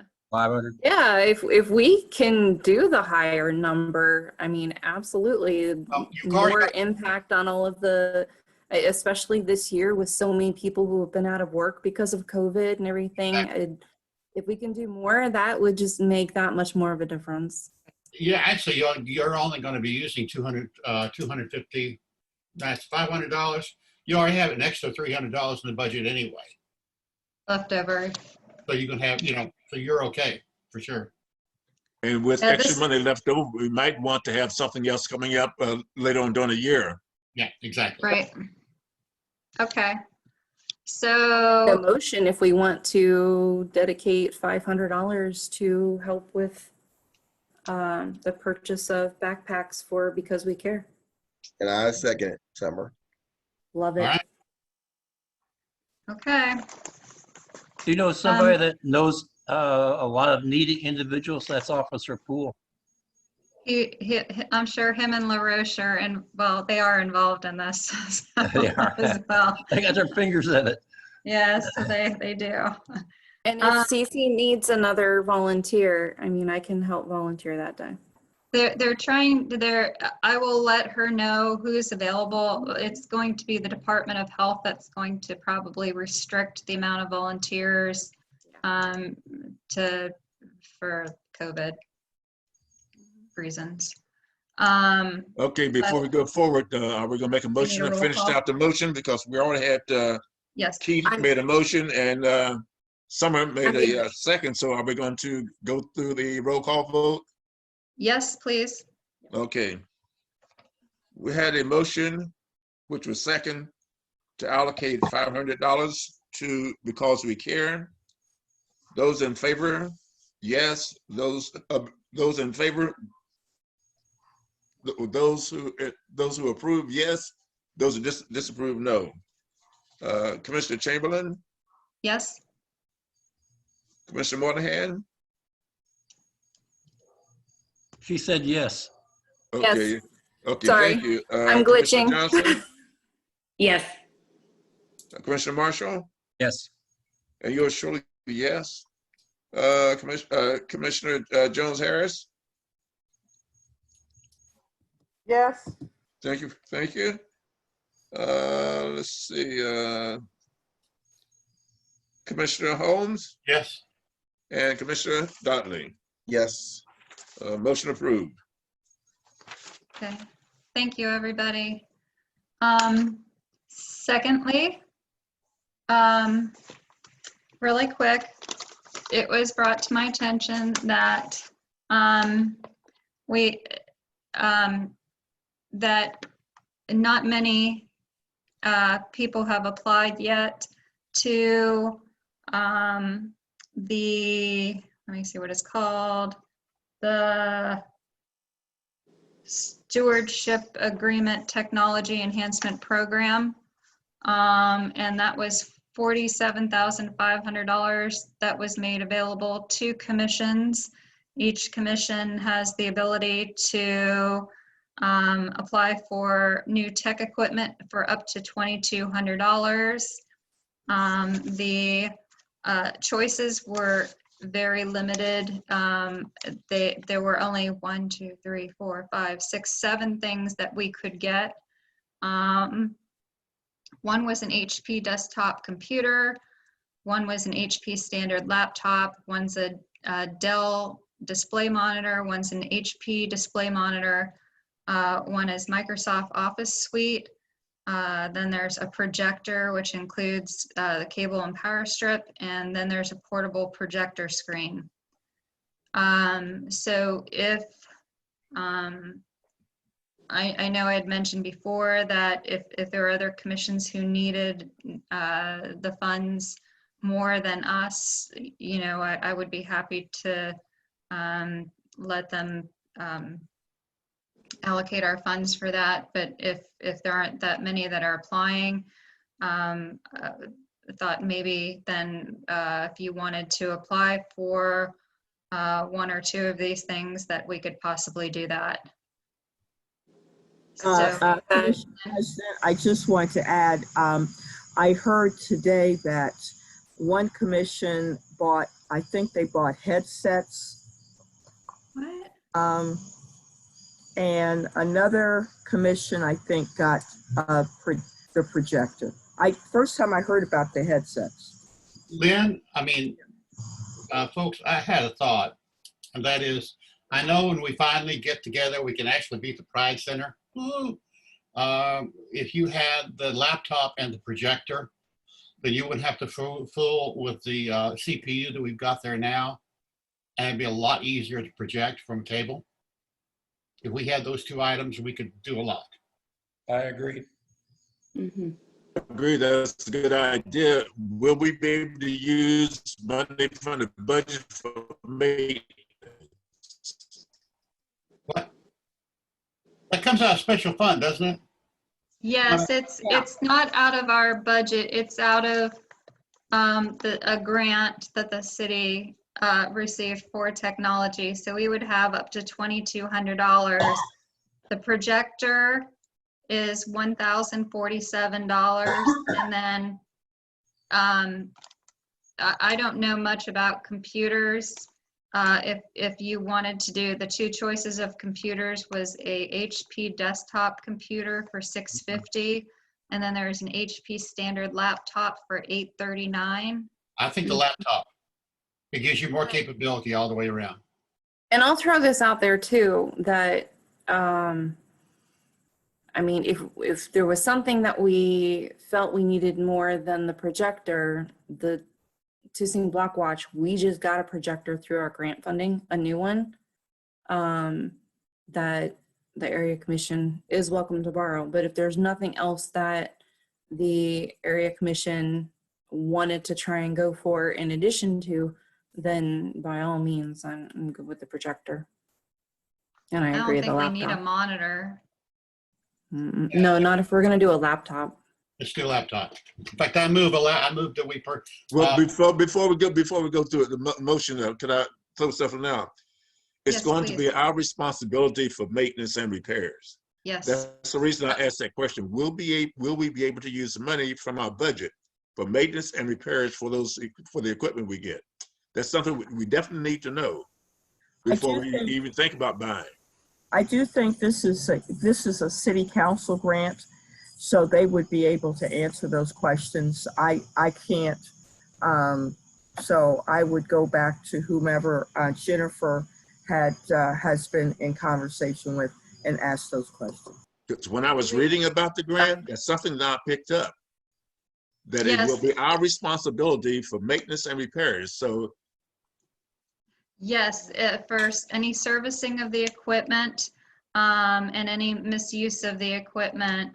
So the City of Columbus will not repair, replace, or provide any means of servicing the equipment. Right. So we need to find out if we'll be able to use our money from the budget, because if we're getting the grant money, I don't see why we can't use money from the budget. I agree. But in order to make sure, dealing with government, I like to have a yes or a no.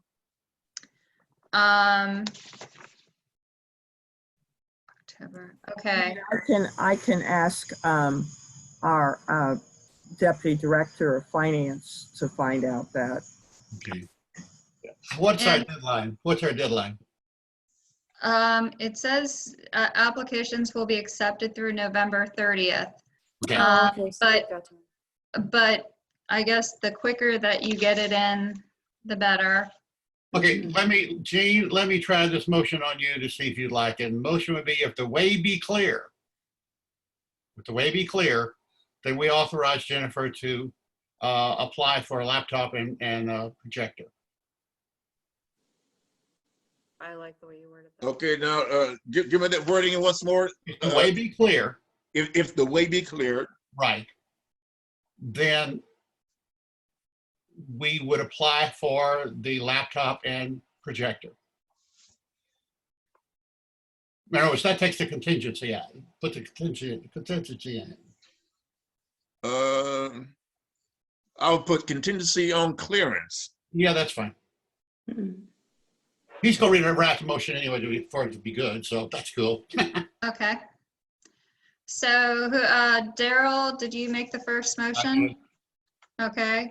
Who seconded it? I'll second it. Who said it? I will. You need a second? Oh, Larry. Okay. So Marshall second. And this is for the technology enhancement program.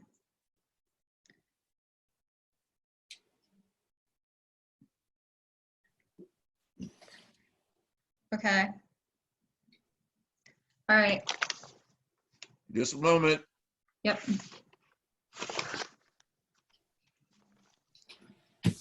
Okay, you made the motion, Jen. Holmes first, Marshall second. Okay, Holmes. Marshall.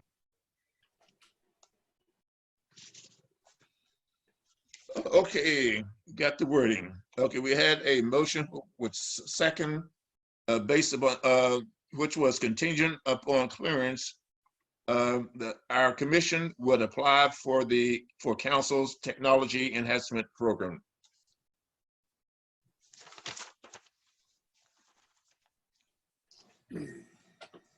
A roll call vote. Those who approve, yes. Those who disapprove, no. Commissioner Chamberlain?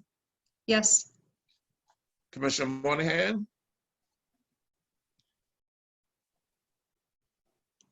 She said Yes, yes. Summer? Oh, Yes. oh, geez, Okay. okay. Commissioner Johnson? Yes.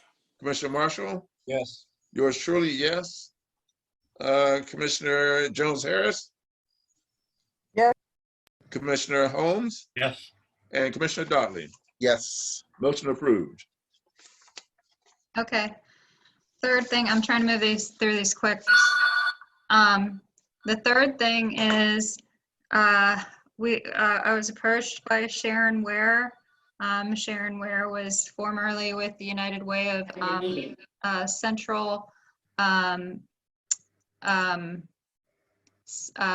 United Way of Columbus, and she has information on a workshop that would be available. We would need to include some funding into it, but it's called Building Collaborative Connections.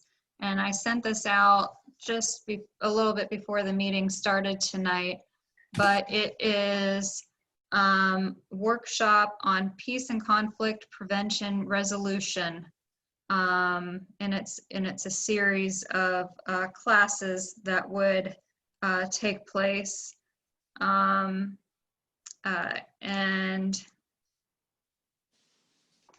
it includes 6-part nonviolent communication training workshop series. The intention is to enhance participant peace building skills and to foster peace building in the Far East Columbus, Ohio community and beyond. Participants will enhance peace building skill awareness, build collaborative communication skills through nonviolent communication, demonstration, experiential practice activities, empathy, sharing, seeking mutuality, and respect for all evolved team building action plans going forward. This would be a series that would be online through Zoom. And the instructor facilitator is Tom Carlisle, certified nonviolent communication trainer. Target audience. Excuse me? Who's the target audience? Us? Us. The commissioners, right? Yes. Okay. So look, there's more information on in the email that I sent out, but I just wanted to give you kind of a run through of it. So they were looking for 20 participants. They were hoping that this would be something that we could collaborate with the Far East, with the Greater Southeast, and with the Mid-East commissions on. And they're looking for a minimum of 20 participants for this. The total cost of it was $2,000, and he received, Tom received a grant for $1,000 to cover half of it. And we were, I wanted to approach the commission with this opportunity if you wanted it, and to see about splitting the cost of this with the other commissions if that was possible. I want to see your thoughts on this. Have a tentative date for it? Jennifer, I'm looking at it. It's a 6-part workshop, and I'm looking at what they're saying they want to do. It's all good. It has good theory behind it. You know, I understand it. The question is, are we going to get 6 people to really go through those 6 sessions? Because that's what it's going to be. Deep listening, speaking honestly, seeking mutuality, transforming triggered reactions and empowered response. That sounds fun. Creating personal peace builder action plans. I mean, this is good stuff, but can it be sold? Can I say something real quick? I know that we had the Community Emergency Response Team CERT, and that was a 9-week course. And we had quite a few people on board. Of course, it was in person, but it was really all 3 of the groups that you have here took a part of it, and that was a 9-week course. I would like to suggest, and I don't know if, I do think there are questions that maybe Sharon Ware could maybe answer also, that you may want to have her on board. She is a tremendous resource, and I do think she could answer a lot of questions. I do think she's very interested in this course because she has either been through it before or she knows about the course to a large degree. Is there a date? It's pretty much open. He would be willing to work with the commissions and to have, you know, when we wanted to start, when we wanted to finish with it, and work out best times and nights and so forth. That's going to be one of the biggest challenges. Like Lynn said, yeah, we did the CERT training and that was awesome. The biggest challenge just came for those individuals who had to miss a week. There was a way to make that up So I don't know if that's something that would, if you had to miss a week, is that okay? Is that, because I know, do we know at least if they're talking about doing it in the fall or if they're talking about after the new year? I don't know, but we can bring, maybe this would be a better suggestion. And maybe for our next area commission meeting, can I have Sharon be on the attend and answer questions? I think that would be great because, we're looking at COVID, but also being the fall and everything, we're going to start moving into the holidays.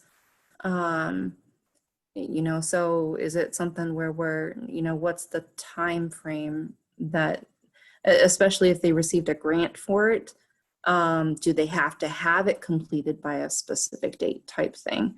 So yeah, I think Sharon coming on for a meeting would be a great idea. And please don't get me wrong. I think every single one of the sessions is phenomenal. It has a lot of depth to it. I was just asking the question. No, I mean, if we're talking about, possibly putting some funding towards it, then yes, we want to make sure that it's going to be something that we are going to have the individuals who can attend and, just the number of individuals and for the number of sessions. Okay, well, I will work at bringing her on for our next commission meeting then to answer questions. And one thing I would like to suggest is when looking back through Tina Pierce's suggestions on how area commissions can extend themselves, how they can grow and become, I guess, more entrenched in the community, was with training and possibly certifications that go above and beyond what is mandatory and what is given by the Department of Neighborhoods, but something that we ourselves seek out and try to better ourselves as a commission with. So this was one that I was approached with and wanted to bring to the commission. So I will ask Sharon to be on our next commission meeting, and just wanted to throw that out there to have you all think about it. Okay? Mm-hmm. Okay. Okay, so any other updates, Daryl? Okay. Lynn, do you have any updates? Lynn, you're still on mute. Lynn, still on mute. I just went through how unit. Okay, 2 minutes. If I hadn't already mentioned, in terms of growing as a commission, Susan Johnson, I thought did just great with meeting with Greenbrier. There was that connect with the Civic Association, Block Watch, whatever they call themselves, and I do think that would be just a great thing to do across the board with other organizations. Daryl and I talked about the Faith Leader virtual forum, which is going to be September 22nd. Thank you all for giving me churches that could be involved in this. They'll be talking about everything from mental health to social distancing. September 12th is the training for transparency in records, and it's really a very good training. It's from 9 to 11, which abuts the meeting, the resource events you're going to have, but I'm going to do both because it really helps a commission stay legal in how they work with their records. The Small Business Act money, there were 555 grant awards given out, and of that, the city had about 179,000 for PPEs, and also had $3 million for recovery grants. That's about all. I did mention that if you're recording, then everything should as a record for 2 years. That's important, and that's about it. Oh, I just want to say real quick that for the transparency records, you've got to register by the 9th before 11:59 p.m. to be able to get on that Zoom. I think it's important to get a lot of commissioners involved in that. Are there any Same day is because we care. Oh, because we care. Yes. Yeah, because I signed up for it and then I had to tell David Huey to take me back off. So. Yeah, it's a hard one, but it would be nice to get the commissioners that are not going to be involved in that on the transparency records training. Thank you. Thank you, Lynn. Larry, you gave us the update for the Chick-fil-A. Was that it for zonings? Yeah, I've already done that. Okay. Excuse me, Chair, could Larry give me the address of the demo? I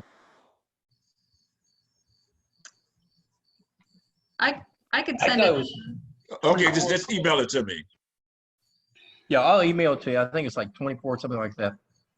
Yeah, I'll send it to you. Okay, just email it to me. Yeah, I'll email it. Thank you. Okay, and then the new business under committees, we took care of that with the bylaw committee. Is there any other new business? Yes, One thing. jerseys. I talked with our contact about getting our jerseys. I had already talked to Jennifer to get approval. She has 2 new vendors now. And I'm not certain if the size of the new jerseys, since we're going to be getting the white ones like Jen has worn before, it's going to be the same size as the gray. And I told her this evening when she and I talked that I would confirm the size that each one of us have now. Then once she looks at the gray, she'll be able to make a comparison with the white. Then I'll know how to make that adjustment. So I'm gonna go down the list of those, of all you guys with the sizes that I have you on record. Jen as a medium, Susan as a medium, I have a large, Daryl extra large, Larry extra large, Summer I have yes extra large, Frankie extra large, and Keith 2 extra large, 2 XL. Now, I'm not certain if she'll be able to get the 2 XL, but since she has 2 different vendors, I'll see if I can push for her to make sure we get that extra size on the XL. So that's where we stand with that, and I'll keep everybody updated once we start getting things moving. Jean? Yes. I need to change my size. Okay, what size, Summer? It's a really good question. Well, I've lost 20 pounds. Okay, you want to take, I tell you what we can do. And I got another 15 I'm going, so let's go with a medium, and that'll be my goal. Okay, I tell you what, I think I might have a couple of sizes, extra medium and the large. If you want to, we can meet up someplace and then let you kind of do like a Keith and I did. Sure, that's Okay, because I told Jeanette that I would not like to rush. Give us a little time. Yeah. Because she was saying, "Oh, Gene, I can rush and get these done." I said, "Well, no, let's take our time." So I want to make sure that everybody gets the right fit. Okay, I have your phone number, and we can get together offline where we can meet halfway. Okay. Thank you, thank you. That's all for me. Lynn, one other question, one other thing. That is, Jennifer, one other thing, and that is, at the in front of the commission, I want to tell Lynn that she needs to take all her vacation. Yes. Thank you. Thank you. You know, Jennifer told me, she said, Lynn, you just sound a little off today. And Frazzled. it worked out. So I could feel a little better. But you're absolutely right. Thank you. I'm going to be more cognizant of that. Please do. No, she's horrible with that every year. All right, Gene, Chick-fil-A, Yes. 6240 East Broad Street. 6240 East Broad. Thank you. Okay, and then one last item is for those of you that do not know too much about this or have not been involved. So our commission and the Greater Southeast and the Mid-East members of our commissions have been meeting with members of the public, and that's included those in nonprofits, faith leaders in the area, school teachers, the city employees, county employees, and this is with a group that we formed called the Greater East Side Coalition. And with that, you know, we've been trying to advocate and promote the East Side and the needs that we have for those in our community. But we've been, I think, behind the scenes, been doing a lot of work for the betterment of our community. And you'll notice the newsletter that goes out and all the information that's shared on the not website, but on the Facebook site for that, and would ask for you all to share that with your contacts. And we really try to focus on the resources that we have here on the East Side and not like all throughout the city. And that's what we try to focus the newsletter on and try and bring information to the community about. So that's the pitch for the GEC. So with that, any other questions? Susan, you're muted. Muted.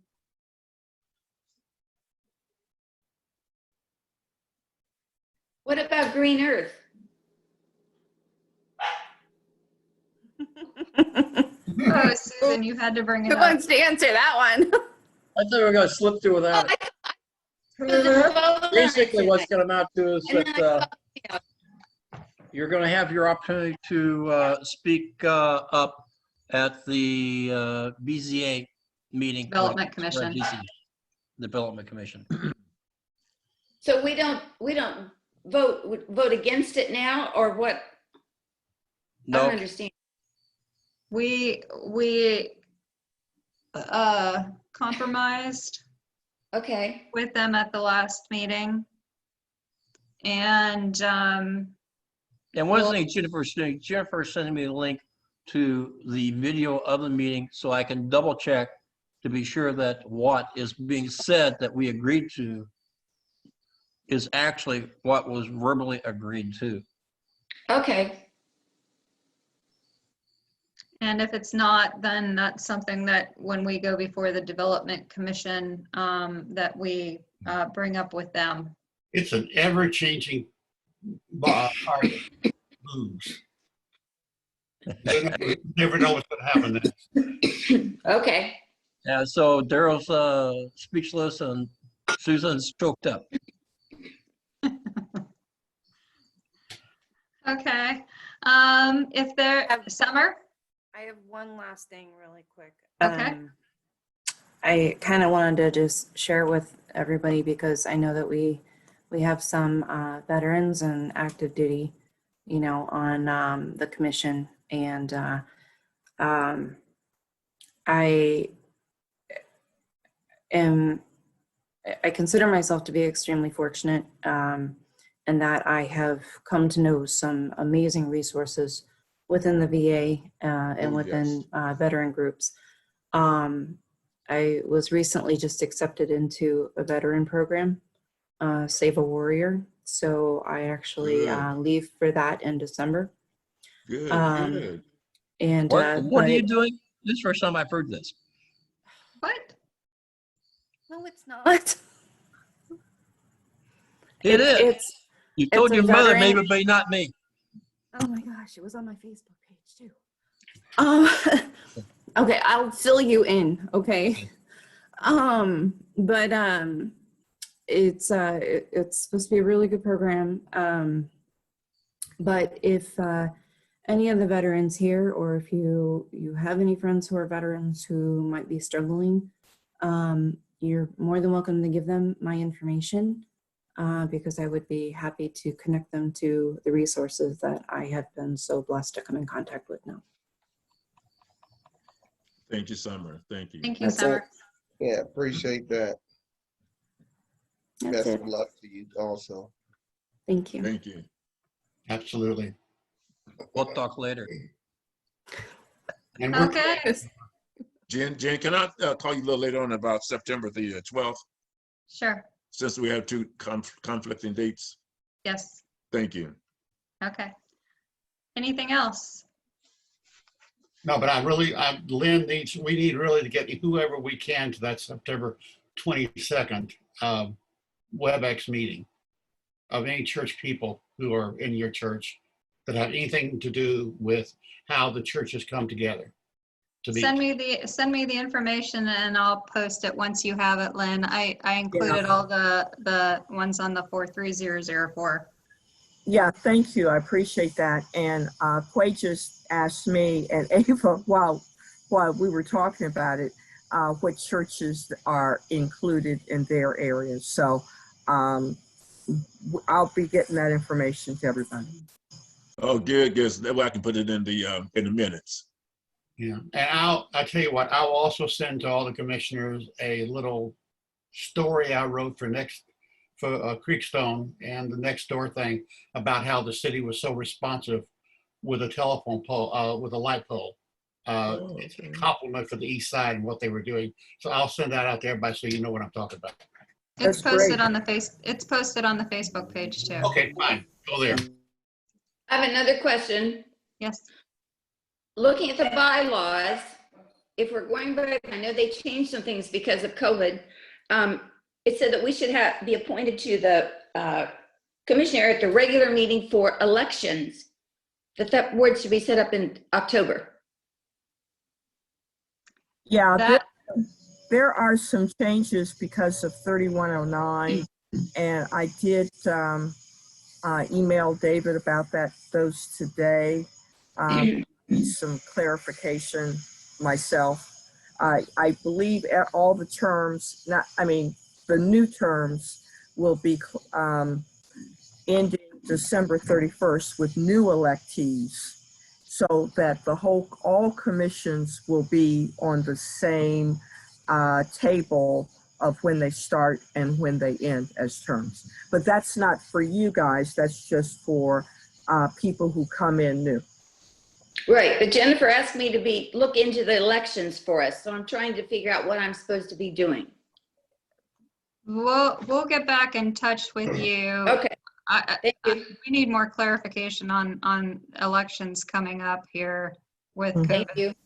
And Susan, I did ask my compatriots about their information on elections, and I haven't had too much forthcoming, but I will follow up with them. Okay, thank you.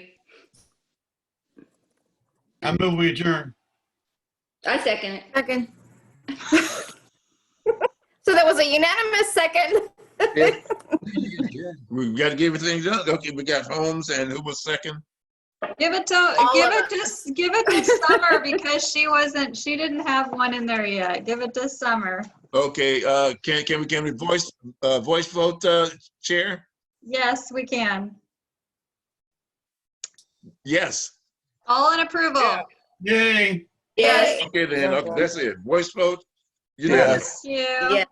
Miss everybody. Thank Can't wait you, to everyone. see everybody in person. Have a good night.